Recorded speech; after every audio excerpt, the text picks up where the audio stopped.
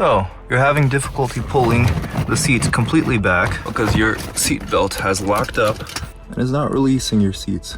It even helps if this plastic trim pops out. If you pull it too hard, it damages the nice black leather there. Pretty straightforward fix. We're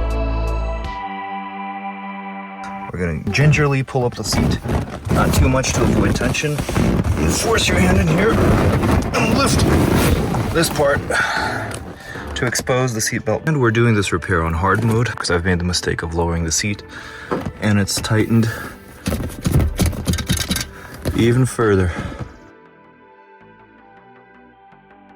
You're going to need a 10mm triple square bit.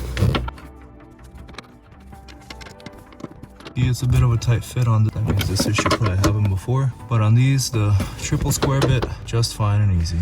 I took a calculated risk and used a Torx T50. Calculated risk with a Torx T50 to get the job done. Succeeded. The bolt comes out.